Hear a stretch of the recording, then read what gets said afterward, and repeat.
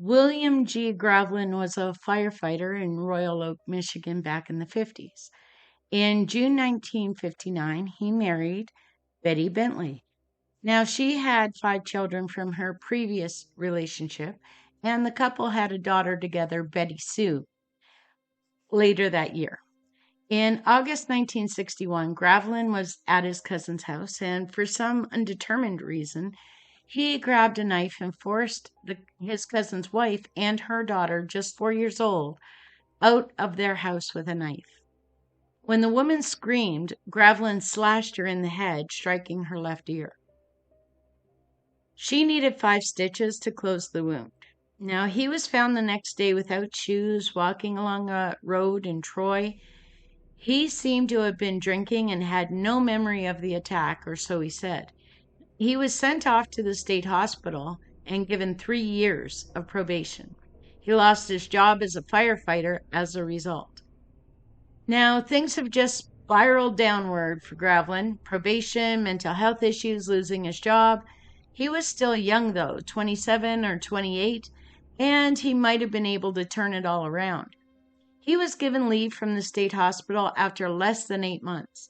He went to work on an assembly line where his bosses would say he was a good worker, but steady calm wouldn't last.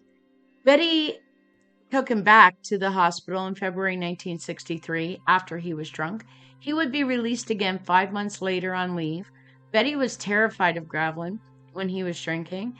Neighbors would say that he drank often, and when he did, he would go wild. It was all too much for Betty, and she finally asked for a divorce. Gravlin moved out and went to live with his mother in Clawson, which is only about 5 miles away.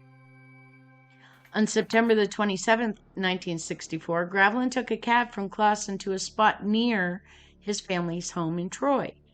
The cab dropped him off at about 11 p.m., pretty late at night for a family with young children. Sometime before 2 a.m., Gravlin attacked his wife and 5 of the children with a double-bladed axe and a hammer, killing all of them.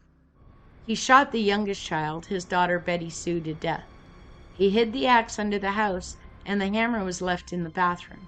Then he covered each of his family members with a blanket. He left notes on each of the bodies apologizing for what he'd done. He wrote those on pieces of paper towel that he'd torn. The notes were written to each of the victims, and then he left the house. He walked to a nearby gas station, where he used a telephone around 6:30 in the morning and drank 4 to 6 bottles of Coke. He got in another cab at 8 a.m. and headed back to Clawson. Now there he take some sleeping pills, and he chased those down with whiskey. Then he tried to drink some bathroom cleaner and ended up pouring the corrosive on his chest, which burned himself. Later that day, a Monday, a motorist spotted him and was so distressed by his appearance that he stopped him to ask if he needed help. He told the driver, Earl Stone, that he had just killed his family and he should call police before he just continued to walk.